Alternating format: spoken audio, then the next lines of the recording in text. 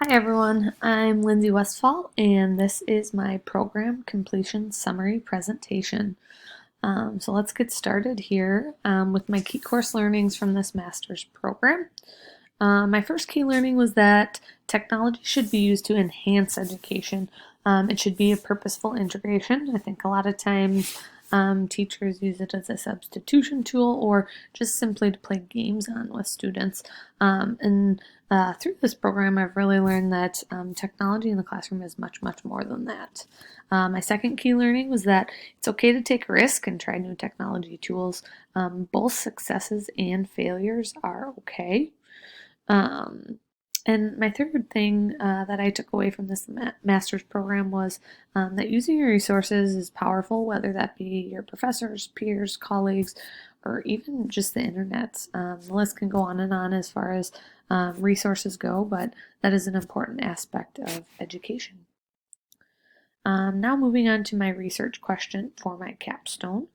In light of what is known about how children learn and education policy and practice, how shall educators best teach, utilize, and implement technology specifically through a flipped classroom method of teaching to enhance student engagement and ultimately student achievement?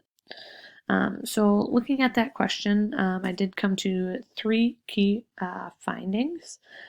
First being that flipped classrooms lead to stronger student-teacher relationships. Within a flipped classroom, students come to class with questions. Teachers can give more specific feedback right away. Teachers can differentiate their instruction in class to fit each student need. And then the flipped classroom does increase student-teacher relationships, which in the end enhances engagement and achievement.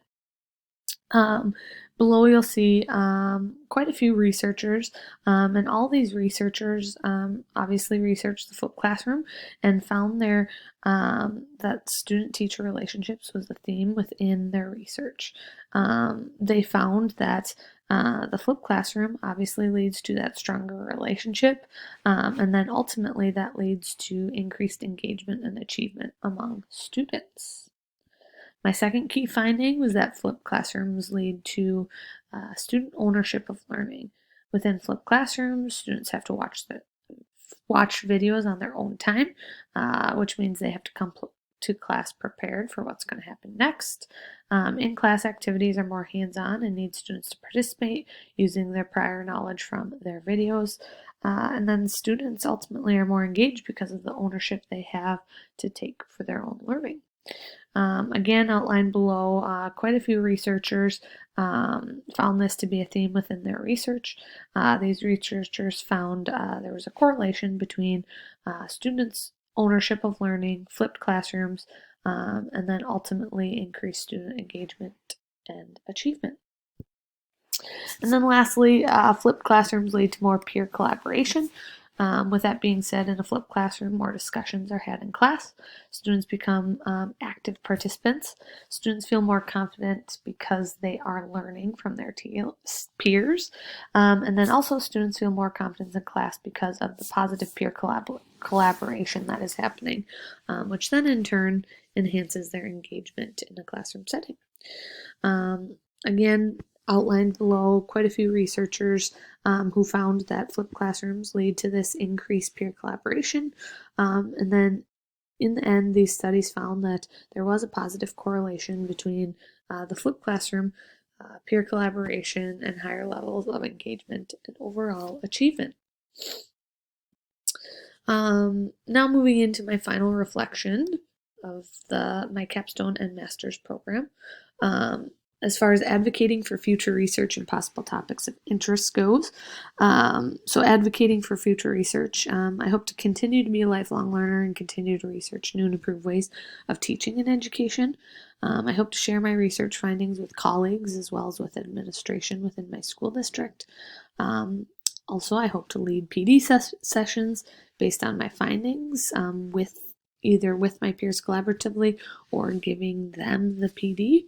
And then lastly, I just hope to advocate for more time to do the research, to communicate, and to work with my colleagues on some of the new findings in education and using that research and applying it in the classroom. And as far as future topics of study go, I would love to look into the different variations of flipped classrooms and their effects on students. I'd also like to look into blended learning and flipped classrooms and how those two kind of go hand in hand. Also, I'd like to look at flipped classrooms specifically in a primary grade level setting. My capstone was more focused on K-12 and then even into college a little bit. And then lastly, I'd like to look into how does the one-to-one device affect flipped classrooms within a school district. So those are some things I'd like to continue to study in the future.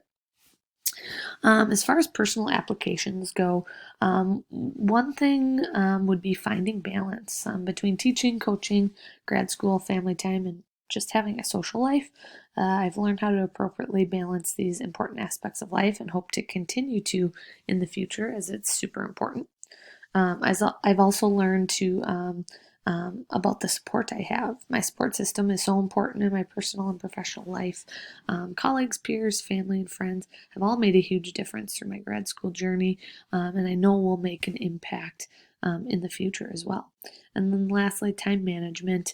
With my busy schedule as far as teaching, coaching, my personal life, all that stuff, time management is huge, and it has been key to finding success in grad school, and I know will be key in the future for me to be able to manage.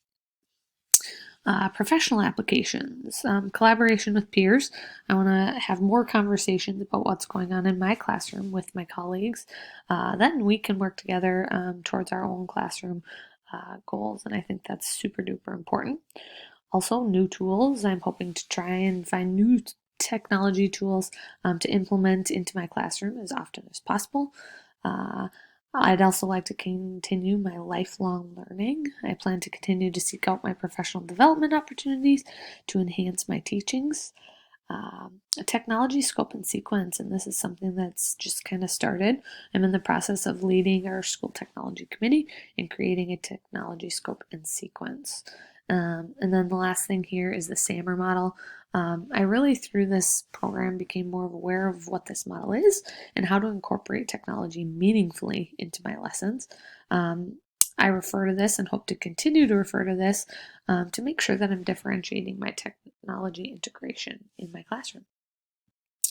And lastly, just some concluding thoughts. What I've learned about myself as a professional educator, collaboration is key. Professional development will only make your teaching stronger, and lead when you can. What I've learned about myself as a reflective practitioner, it's key to being a good educator. It's okay to fail, but find out why or how it can be changed. And then lastly, have reflective conversations with others to get that collaboration going as well. What I've learned about myself as a decision maker, make informed decisions.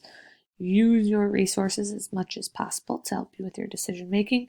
Step out of your comfort zone to make those decisions. And then lastly, always having that student first mentality whenever you're making decisions as far as technology goes. And then lastly, what have I learned about myself as an adaptive expert? Always look to improve everyday teachings. Education is ever changing, so change with it. And then lastly, what worked today might not work tomorrow, and I have to continue to adapt my teachings to help best fit my class or students' need at the time. Thank you very much for listening. Here is a list of all of my resources. Thanks again.